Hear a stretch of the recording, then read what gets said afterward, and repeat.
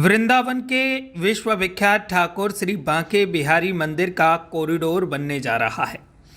वृंदावन के ठाकुर श्री बांके बिहारी जी कॉरिडोर को लेकर हर तरफ चर्चाएं हैं। बांके बिहारी जी कॉरिडोर और न्याय गठन को लेकर गोस्वामी समाज विरोध कर रहा है, तो दूसरी तरफ जितने भी श्रद्धालु हैं वो कॉरिडोर का समर्थन कर रहे हैं। श्रद्धालुओं का कहना है कि उनको अभी कोई भी सुविधा, कोई भी व्यवस्था नहीं मिलती है। कॉरिडोर बनने से उनको सभी सुविधाएं मिलेंगी, सारी व्यवस्थाएं मिलेंगी, तो कॉरिडोर बनना चाहिए। किस तरह से कॉरिडोर का निर्माण किया जाएगा, क्या क्या उसमें सुविधाएं होंगी, ये सभी के मन में एक सवाल बना हुआ है। लेकिन अब लोगों की ये चाह भी पूरी हो गई है, क्योंकि सरकार की तरफ से करीब 7 मिनट का एक वीडियो शेयर किया गया है, जिसमें दिखाया गया है कि बांके बिहारी मंदिर का कॉरिडोर कैसा होगा, क्या क्या उसमें सुविधाएं होंगी, क्या क्या व्यवस्थाएं होंगी, कहां से रोड निकलेंगे, कहां से फ्लाईओवर बनेगा। उस वीडियो में आपको सब कुछ दिखाया जाएगा। तो आप भी देखिए कि कैसा होगा ठाकुर श्री बांके बिहारी जी का कॉरिडोर। श्री बांके बिहारी जी के सुप्रसिद्ध मंदिर का निर्माण वृंदावन में 1860 के दशक में हुआ था। तब इस मंदिर के दर्शनार्थियों की संख्या सीमित थी। लगभग 160 वर्षों के अंतराल में श्री बिहारी जी के भक्तों की संख्या में अभूतपूर्व वृद्धि हुई है। एक आकलन के अनुसार श्रद्धालुओं की यह संख्या प्रतिदिन लगभग 50,000, सप्ताह के अंत एवं अवकाश के दिनों में 1 लाख तथा उत्सवों में 3.5 से 4 लाख तक पहुंच जाती है। वर्तमान में श्री बांके बिहारी जी मंदिर शहरी आवरण से आच्छादित है तथा पहुंच मार्ग अत्यधिक सक्रिय हैं। प्रांगण अति सीमित है तथा नागरिक सुविधाएं भी नाम मात्र ही हैं। श्रद्धालुओं की संख्या में हुई इस अपार वृद्धि के कारण मंदिर परिसर एवं उसके आसपास प्रतिदिन भीड़ एवं भगदड़ की स्थिति बनी रहती है, जिससे गंभीर दुर्घटना एवं जनहानि की आशंका बनी रहती है। इस समस्या के समाधान हेतु श्री बांके बिहारी कॉरिडोर का निर्माण ही एकमात्र विकल्प है। इस संबंध में माननीय उच्चतम न्यायालय द्वारा विशेष अनुमति याचिका संख्या 29,702 2024 में पारित आदेश दिनांक 15/5/2025 में उत्तर प्रदेश सरकार को मंदिर राशि से मंदिर ट्रस्ट के नाम भूमि क्रय कर श्री बांके बिहारी जी कॉरिडोर निर्माण की अनुमति प्रदान कर दी गई है। श्री बांके बिहारी कॉरिडोर को एक सिग्नेचर ब्रिज के माध्यम से यमुना के पश्चिम तट पर प्रस्तावित पार्किंग, यमुना एक्सप्रेसवे एवं NH 44 से जोड़ा जाएगा, जो वर्तमान परिदृश्य में यातायात गतिशीलता हेतु सर्वाधिक उपयुक्त, व्यावहारिक एवं प्रभावी विकल्प है।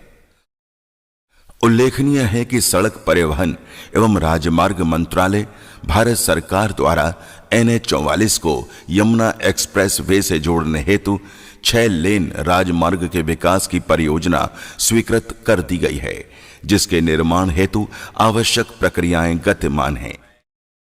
यह राजमार्ग यमुना के पश्चिम तट पर यीडा की प्रस्तावित राया हेरिटेज सिटी के बीच से गुजरेगा, जो यमुना तट से केवल 700 मीटर की दूरी पर है। इस अवसर का उपयोग करते हुए श्री बांके बिहारी जी मंदिर परिसर तक पहुंचने के लिए उत्तर प्रदेश ब्रज तीर्थ विकास परिषद द्वारा डिजाइन एसोसिएट के सहयोग से कॉरिडोर व गतिशीलता परियोजना की परिकल्पना की गई है, जिस पर उत्तर प्रदेश ब्रज तीर्थ विकास परिषद की 7वीं बोर्ड बैठक में सहमति भी व्यक्त की गई है। प्रस्तावित योजना के मुख्य बिंदु इस प्रकार हैं। सड़क परिवहन एवं राजमार्ग मंत्रालय द्वारा नए राजमार्ग पर एक इंटरचेंज का निर्माण किया जाना है, जिससे तीर्थयात्री यमुना के पश्चिम तट पर प्रस्तावित पार्किंग तक पहुंच सकते हैं। इस इंटरचेंज से 300 मीटर की दूरी पर स्थित प्रस्तावित पार्किंग येडा की 12 हेक्टेयर भूमि पर यात्रियों के लिए लगभग 3,000 से 4,000 वाहनों की हरित पार्किंग, फूड कोर्ट व यात्री सुविधाओं का निर्माण प्रस्तावित है, जो श्री बांके बिहारी जी मंदिर परिसर से 1.5 किलोमीटर की दूरी पर है।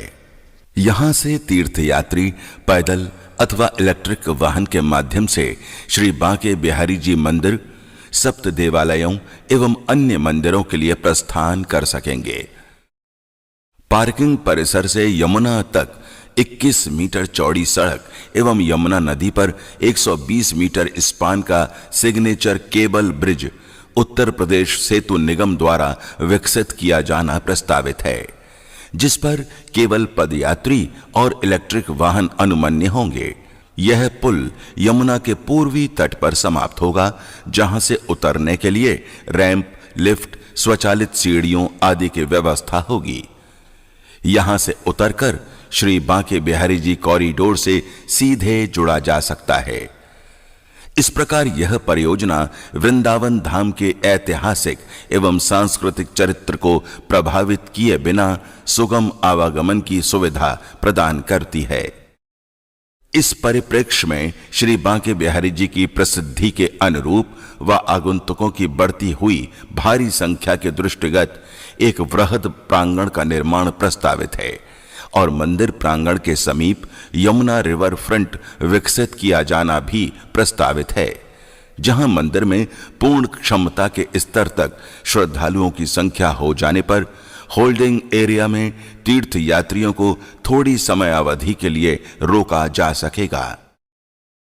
प्रस्तावित वृहद प्रांगण का पहुंच मार्ग लगभग 20 मीटर चौड़ा होगा, जिसमें औपचारिक सड़क एवं दुकानों सहित छायादार गलियारे प्रस्तावित हैं।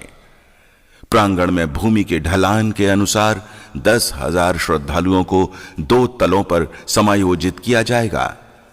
प्रांगण की परिधि पर ब्रज शैली में निर्मित 2 व 3 तलों की इमारतों में आवश्यक जन सुविधाओं का निर्माण प्रस्तावित है, जिनमें जूताघर, सामान कक्ष, शिशु गृह, प्रसाधन, 6,000 यात्रियों के लिए प्रतीक्षा कक्ष, दिव्यांगों के लिए सुविधाएं इत्यादि होंगी।